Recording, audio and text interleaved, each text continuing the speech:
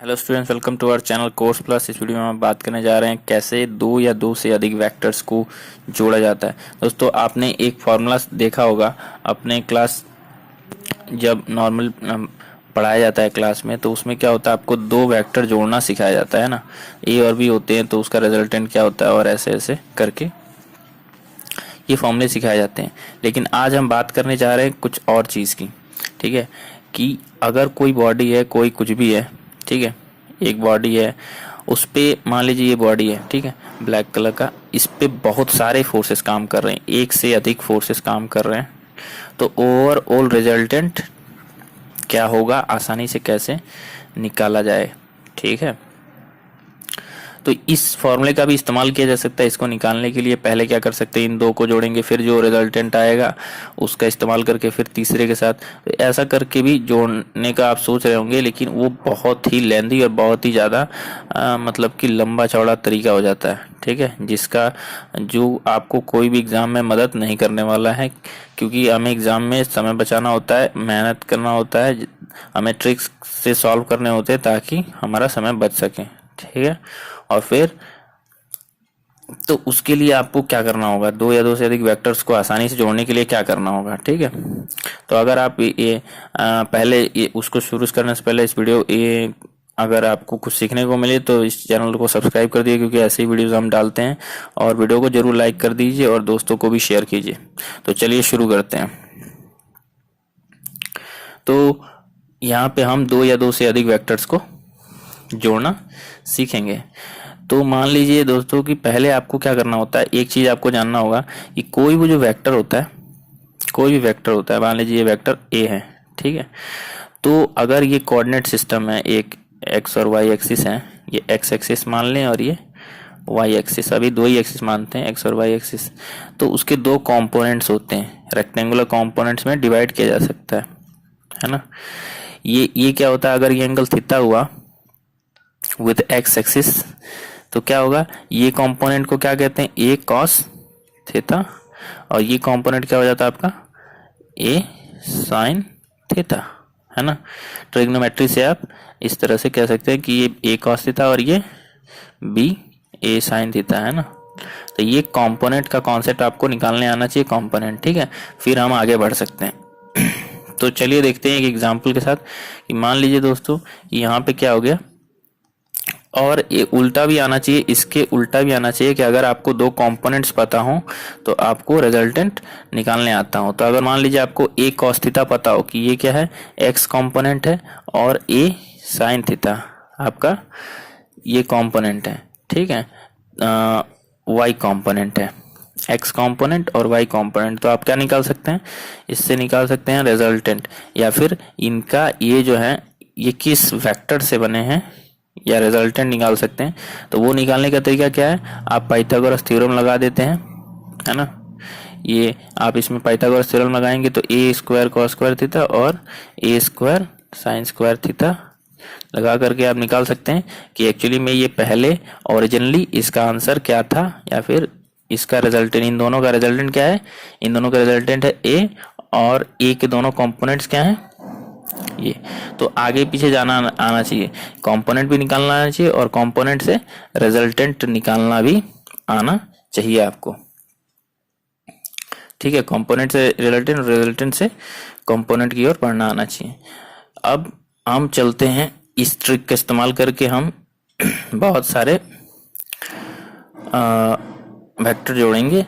तो एक और कॉन्सेप्ट इससे रिलेटेड है जो आपको पता होना चाहिए कि अगर मान लीजिए कि आपके पास क्या है कि दो वेक्टर्स हैं, ठीक है, को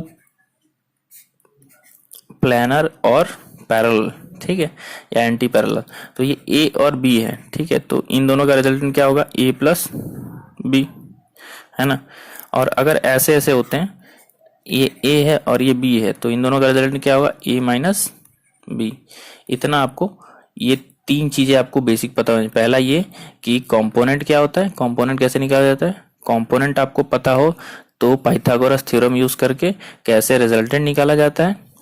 यहाँ पे इस ट्रायंगल में देखिए, ये साइड इज इक्वल टू ये साइड, इन दोनों को स्क्वायर करने के पाइथागोरस थ्योरम लगा के इस राइट एंगल ट्रायंगल में, है ना। और उसके बाद से ये बात पता होना चाहिए कि दो ऐसा होगा कि पैरेलल होंगे तो जुड़ जाता है, और एंटी पैरेलल यानी 180 एंगल होगा तो ये माइनस हो जाते हैं।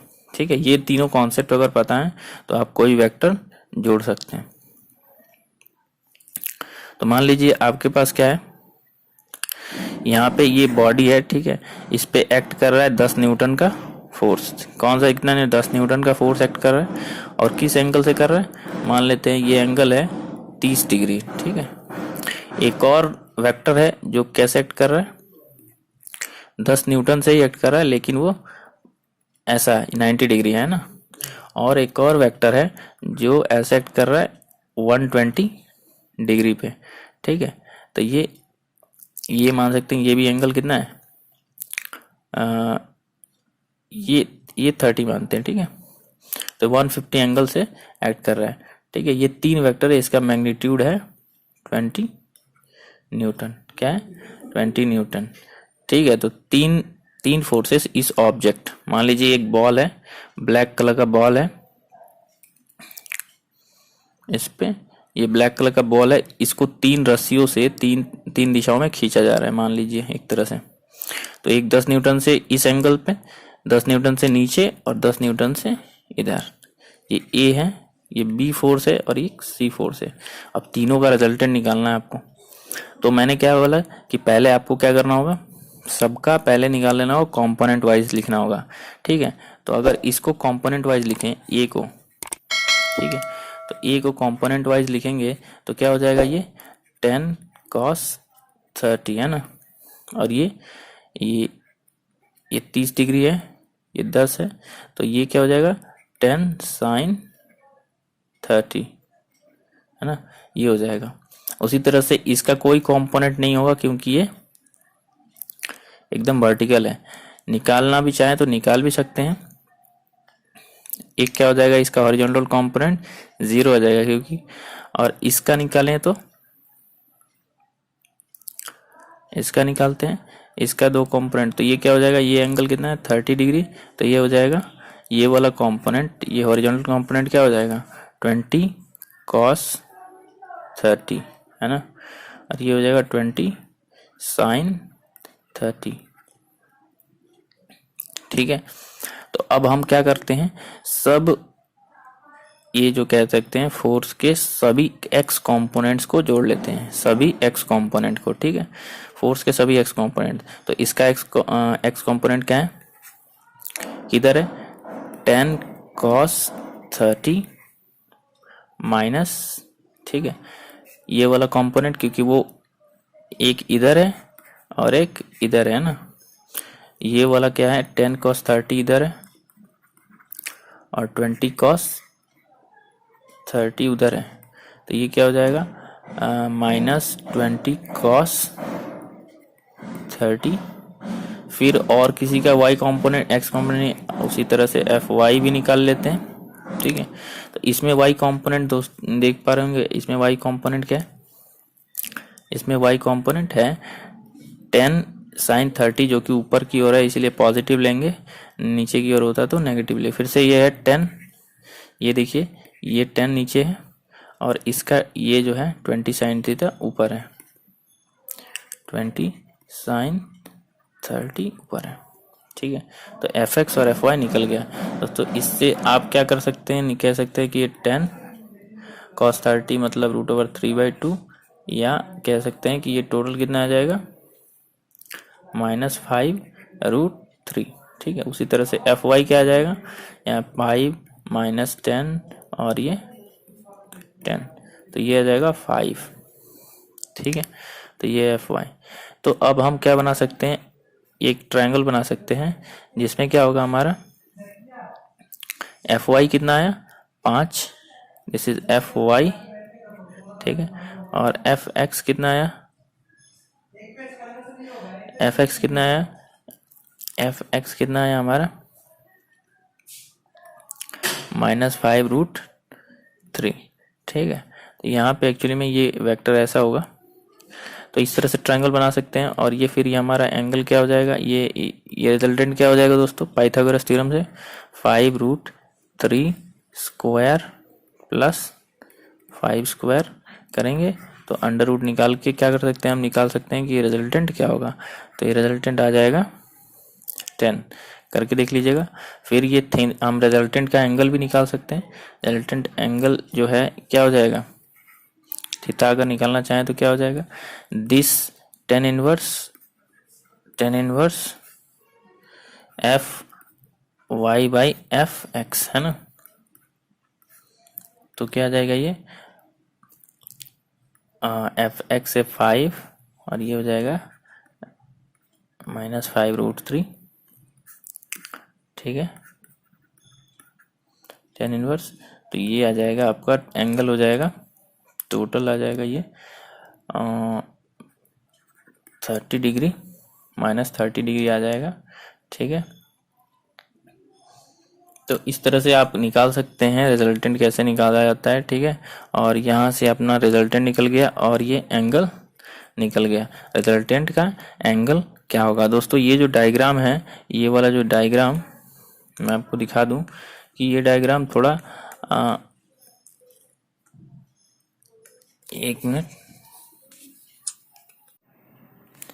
ये वाला जो डायग्राम है वो ऐसा बनेगा, क्योंकि ये माइनस है तो -5√3 या 5√3 इसकी इधर बनेगा, ठीक है। और ये आपका ये वाला जो कंपोनेंट है ये ऐसे बनेगा, तो रिजल्टेंट कुछ ऐसा होगा, ठीक है। तो ये हो जाएगा आपका रिजल्टेंट और ये एंगल 30 हो जाएगा, ठीक है। और इस तरह से आप निकाल सकते हैं। तो ये 30 आपको दिख रहा होगा यहाँ पे। तो इस तरह से आप क्या निकाल सकते हैं, ये रिजल्टेंट हो जाएगा जिसका वैल्यू क्या है, रिजल्टेंट का वैल्यू 10 है, 10, ठीक है। तो आप देख पा रहे हैं, सब कुछ वेरीफाई कर लीजिएगा। तो मेरा कहने का मतलब ये है कि मैं कंक्लूजन ये निकालता हूँ कि आपको अगर वेक्टर जोड़ना है तो पहली बात आपको क्या आनी चाहिए, कंपोनेंट निकालना आना चाहिए, यानी साइन थीटा कॉस थीटा। और फिर क्या होना चाहिए, ये बात को ध्यान रखना कि अगर एक ही दिशा में है तो जुड़ जाएंगे, ऑपोजिट दिशा में होंगे तो सब्ट्रैक्ट हो जाएंगे। और पाइथागोरस थ्योरम, पाइथागोरस थ्योरम का मतलब ये है कि आपको अगर वेक्टर का पता है कि ये एक्स कंपोनेंट है इसका, ठीक है, और ये वाई कंपोनेंट है, या उल्टा भी हो सकता है, ये एफ एक्स है और ये एफ वाई है, तो उसका रिजल्टेंट क्या होता है, ये हाइपोटेनस का जो वैल्यू होगा इसको जोड़ करके आप पाइथागोरस थ्योरम लगा सकते हैं, F X square plus F Y square under root. तो ये हो जाता है आपका रिजल्टेंट हो जाता है। और एंगल भी निकाल सकते हैं ट्रिग्नोमेट्री का इस्तेमाल करके, ठीक है। तो टेन थीटा क्या हो जाता है, टेन थीटा हो जाता है F X by F Y, या जो भी कर सकते हैं एफ एक्स एफ वाई, है ना। थीटा निकाल सकते हैं इससे आप। तो थीटा ट्रिग्नोमेट्री से एंगल निकल जाएगा और पाइथागोरस थ्योरम से आपका रिजल्टेंट निकल जाएगा अगर आपने कंपोनेंट्स में डिवाइड कर दिया, ठीक है। ये वाला फॉर्मूला बस 2 ही में लगा सकते हैं, लेकिन ये वाला जो ट्रिक है वो कितने भी वेक्टर हैं आपको बस क्या करना है, उनके सभी एक्स कंपोनेंट, सबका एक्स कंपोनेंट निकाल लेना है, सबका वाई कंपोनेंट निकाल लेना है और फिर इस तरह से जोड़ देना उनको, तो रिजल्टेंट और एंगल और सब मिल जाएगा, ठीक है। तो आशा आपको बहुत कुछ सीखने को मिला होगा। मिलते हैं अगले वीडियो में, तब तक के लिए बाय बाय। और इस चैनल को सब्सक्राइब करना ना भूलें, क्योंकि हम ऐसे ही वीडियोस आपके लिए लाते हैं। मिलते हैं, बाय।